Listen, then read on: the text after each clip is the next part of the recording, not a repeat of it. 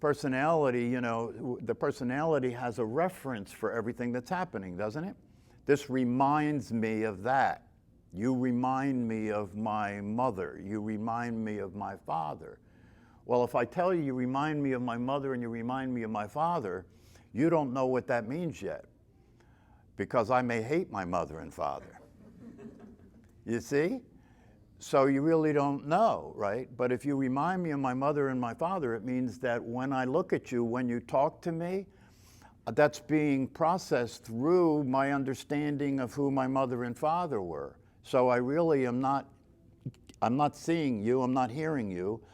That raw data is being processed and turned into something else for me. Can you see how this can be dangerous? Yeah, it can be dangerous in terms of the way that you're interacting with other people, but it can also be dangerous in terms of the way you're experiencing yourself, because you could do that to yourself. You could have thoughts about yourself that are conditioned as the thoughts you're having about everything else. Right? I was in the Wawa the other day, and this woman comes in, and she's rushing around in the store, and she started to become noticeable because she seemed to be agitated, right? And then all of a sudden, she was talking to somebody, and they asked her, "Can I help you?" And she screamed out, "What's your problem?" Oh my. Everybody in the store stopped, like, "Oh my God, what's going on?" Huh? And the person said, "I'm sorry, I was just trying." "What's your problem?" Now, see, the thing is that the rest of the people in the store right away got a little fearful, right? Because now somebody is not operating with the same deck of cards the rest of us are. You're regulated. What's that? You're regulated, I guess. She's not regulated. Well, we don't know what she is, but we know that she's not paying attention to the rules, right? So, then people are starting to react to her, right? And she started to realize that she was in conflict with everybody in the store, right? So she starts heading toward the door. And then another guy that didn't catch on what was going on, that was behind the counter, said, he saw her leave, and he said, did you need help with something? And she turned around and screamed at him, "What's your problem?" And then she went over and got it in his face and was screaming in his face. You see the danger here? And as a psychologist, if you take that person and you sit down and talk to them and say, why were you, and you listen to them explain how things were occurring for them, well, then it makes perfect sense why they were behaving that way, because of the way things were occurring for them. The only problem with that is that the way things were occurring for them was very different than the way things were occurring for everybody else. So these things that I'm speaking about in terms of the way things occur for you, that's an extreme example. These are extreme examples, right? But I tell you that the way things are occurring for you may not be that extreme, but nonetheless, they are still as distorted as a lot of that stuff in terms of the way things are occurring for you. If you start paying attention to the way things occur for you, and that's not an easy thing to do, because you're very identified with your thoughts and feelings, right? And so you explain them and justify them, right? But if you start paying close attention to the way things are occurring for you, you'll start seeing your own paranoia. You'll start seeing how your fear is determining how you're listening to people, or your concern about yourself not being okay is determining how you're listening to people, or how you're seeing the world, and how you're interacting with the world, and how you're interacting with life. That's why these things that I'm pointing out, these kind of laws that I'm pointing out, can be very helpful if you put them into application. What am I resisting? What am I not willing to be with? What am I not willing to allow to exist in the world? Those are ways of looking at how your life is an interpretation instead of a reality, right? And if you start looking at that, then you can start getting into the nitty-gritty of what is it about your particular psyche that's dysfunctional, so that you can start seeing it. Because don't forget, as I said before here, this process is a negation process. If you're going to experience who you are, you have to pay attention so you can keep catching yourself thinking that you're something other than that. That's why you have to pay attention. You have to start to pay attention to see, what am I resisting? What am I not willing to be with, right? Like that type of thing. And then the other thing is that if you succeed in these practices and these teachings, right, that you come out of the identity as a physical body and you come out of the identity as a personality, right? And when you come out of those identity, what's left is the truth of yourself, which is the awareness itself, right? And what is the nature of that awareness in terms of how it sees things occurring? What is the nature of awareness as far as how things occur? How do things occur to the awareness, okay? And this is where another tautology or another law comes into play. And if you process this and really spend time looking at this and come and deepening your understanding of it, it can have a profound effect. And that law is context is decisive. I don't think I've brought this up here yet. Context is decisive. What is context, right? Context is the way you're seeing what you're looking at that is manifest based on the context, based on the lens you're looking through, right? Based on the word context, if you look it up in the dictionary, it's like that content within which you're paying attention to something that determines how that thing that you're paying attention to occurs for you. So this stuff is a little abstract, right? So you gotta, this is the kind of stuff you have to spend some time with, but if you do, it'll be worth the time spent because you'll see something that's very powerful. What is the context of awareness? It accepts everything, things as they are. Okay, so you could say that the context of awareness is unconditional love, right? Sure. Because unconditional love accepts everything just as it is, okay?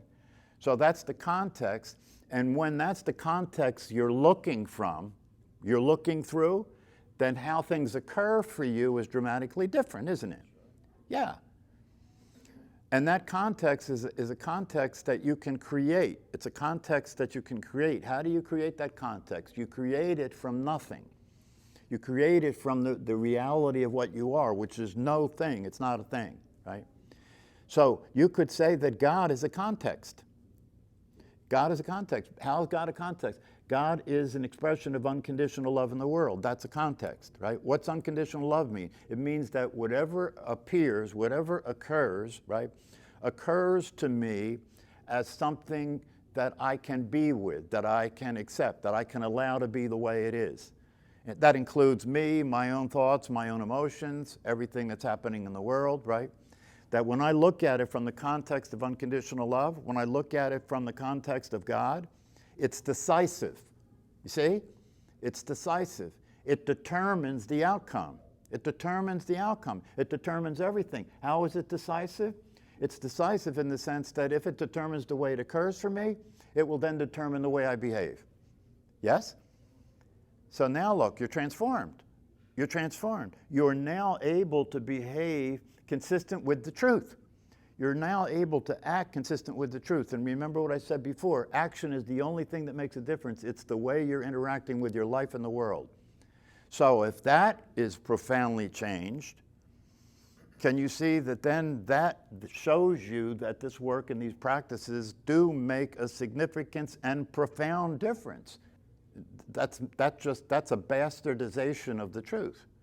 Because it's not that unconditional love is there and you use that. No, you are that. That's why, that's the difference that is made, that's the difference between, when we talk about awareness, according to the personality, you as a personality are aware, right? According to the personality has awareness. It's a quality of the personality, right? Well, that's a distortion, right, that got put together by your conditioning, right? The truth of the matter is, it's not a question of that you are aware. It's actually, the truth is, awareness is aware of you. Awareness is always there, right? It's always there. It's aware of what you think. It's aware of what you feel. It's aware of what you're seeing. It's aware of your life. It's aware of your body, right? So it's not a quality you have. Okay? You're a quality it has.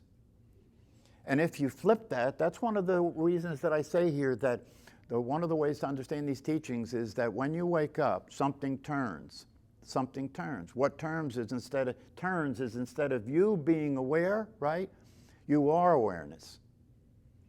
That's a profound turn, right? Instead of you knowing about love, conditional love, so that you can practice using it, right? You are it, and you're coming from it. It's a natural state. It's the way you are when you're who you are. It's the way you are when you are actually the authentic self, the real deal, the real you. That's how you are. You don't practice anything. That's your expression.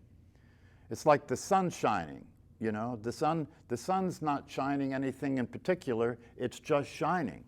And its rays are warming people, its rays are growing things. It's the fact that it exists, and the expression of its existence in sunlight, right, has no discrimination. That's why they often talk about the sun as a metaphor for the self, right? Because the sunlight has no discrimination. It falls evenly on everything. And it can get distorted, or it can be obscured, right, by the weather. Just like your awareness can be distorted or obscured by the weather in your experience. The weather is your emotions and your thoughts. If you go out and look at the sky and the sky's not blue and it's gray and you can't see the sun, is the sun not there? See, this is the thing that's very important to understand as a metaphor, because it's the same thing for you. When you're in the middle of a storm, right, it may appear that there's no sun. It may appear that there's no awareness. You're completely identified with the storm. You're completely identified with the thoughts and the feelings, right? But the awareness is never not there. So one of the ways these practices work is that you learn that when you're in the middle of the confusion, when you're in the middle of the upset, right, you learn to remember that that too is being seen by awareness. That too is being, the light of awareness is shining on that too, like it shines on everything else. And if you are aware of that awareness as you, then your light is shining on what's happening. And when the light of awareness shines on what's happening, it sees it for what it is. If it's not realistic, it recognizes it's not realistic. If it's an expression of the personality, it sees that it's an expression of the personality. And the fact that it sees that it's an expression of the personality has it change by itself, just in the light of awareness, right? It's self-correcting. When you're awake, your life becomes a self-correcting process. That's why one of my teachers said that when you're awake, when you're transformed, which is the same thing, when you're awake, you're transformed, right? You're not the same form as you were. You're a different form. You're awareness now instead of a personality. You're transformed. So when you're transformed, everything occurs to you differently. And because everything occurs to you differently, your expression in the world changes. This is all natural. It's not something you have to, make happen. That's the personality's way of doing business. This just happens. It's all natural. It's spontaneous that it happens like this. That's why one of the things that is a way of knowing that you're awake, right, is that people start telling you you're different. Or it's obvious that you're different, right? But you didn't plan it. You weren't working on that, right? It was the fruit that the tree bore. It was the expression of the awareness and the reality and the truth that you are now being. You're being that in your life, and you're being that in the world. And so the more that that's the case, the clearer it is to other people that you're not who you used to be. You're a lot calmer. You're a lot quieter. You don't allow conflict to occur unless it's absolutely necessary. You see? But it doesn't. So it's very important to understand that it doesn't eliminate conflict, right? But it eliminates most of conflict, because most conflict isn't necessary. And the only conflict that's left is the conflict that's necessary. What conflict is that? Well, if somebody's trying to hurt your physical body, you're going to do what you got to do, right? Or if you're a stand for the truth and you're dealing with the ignorance in the world, if that ignorance results in somebody trying to do something that's going to be hurtful to other people, right? Then you may take action to stop that. So that's useful conflict. That's meaningful conflict. That's the conflict that the truth deals with. Like when Jesus Christ came upon the money changers, right? And in anger turned the tables over, and was angry and screaming, right? He was standing for the truth. He wasn't just pissed off at them for some petty thing. He was taking a stand for reality. He was taking a stand for the truth. So these things are very important to understand. There are things that you can talk about are like laws, like whatever you resist persists is a law, right? Your behavior is a function of the way things occur for you is another law, right? Context is decisive is another law, right? So you want to use these points. You want to get into understanding them on a deeper level, and then use them to look at your life and see how do they apply to your life. It'll help you to see what's not working, so you could focus the light of awareness on the areas of your life that are not working. And all you have to do is do that and stay in the practice of that being your true nature. Stay in the practice of that being your true nature, and then shine that light on the areas of your life that aren't working, and they'll start working. They'll start working. Because they start working because in a transformed state, in an awake state, right? When you're living your life in an awake state, just in the process of living life itself, once that turns, just in the process of living life itself, the problems you have been coping with and putting up with and trying to change clear up. Because they're now being seen by the light of awareness. Now they're occurring in relationship to the truth, not in relationship to the conditioning. So it's a very important part of this process. Now, the awakening thing that we've talked about here, right, waking up, it's important to pay attention so you'll notice when that happens. It's inevitable because it's already true. You just got to, see, the thing that will allow it to happen is your letting go of what you thought was true. The more of that you let go of, the clearer the truth will be. And once the truth gets clear enough, right, you wake up, you become it. You don't become it, you recognize that you are it. You can't become it because you were always it, right? But you recognize that you are it. That recognition is a direct thing that happens. Awareness aware of itself. The awareness recognizes itself. Once that happens, you'll know it happened. It may not be fireworks and mental gymnastics and all the things that you hear people talk about. It may be very subtle. The way it may occur for you is you may be dealing with a situation that you've been dealing with, and all of a sudden you're looking at that situation and you see it completely different than you saw it before. It may be you're looking at a person like your spouse or your children or your parents or strangers, and the way you look at them occurs for you to be totally different than it was before. If that happens, that's because the turn has occurred, the awakening has occurred. You are now experiencing yourself as the awareness itself. And that's critical. It's critical. Because once that happens, then after it's happened, you can now use the difference in the way things are occurring for you to start to clean up the mess that existed because of all the distortion. And as you do that in the process of life itself, as you do that, right, everything starts to get more smooth, everything starts to flow more, everything starts to get quieter, happiness is available, peace of mind is available, well-being is available, and the rest of your life is a practice of that. That's all. Because life will keep challenging that, right? So you keep practicing that so that you become a beam of light in the darkness. You become an awake being in a sea of unconsciousness. And so your life naturally and automatically becomes a gift. Your life naturally and automatically becomes an expression that is an expression of love to the people in your life and to yourself. So that's what this possibility is. I was thinking about this talk that I'm going to give today. I'm thinking about how to approach it because this is going to be a talk to a cold audience. Nobody knows me or knows anything, or I don't know what they know, right? So the way that I thought of labeling the talk is the possibility of happiness real, right? So that's a way in, because everybody's interested in that, right? And then once we get into talking about that, we can talk about how happiness is a real possibility.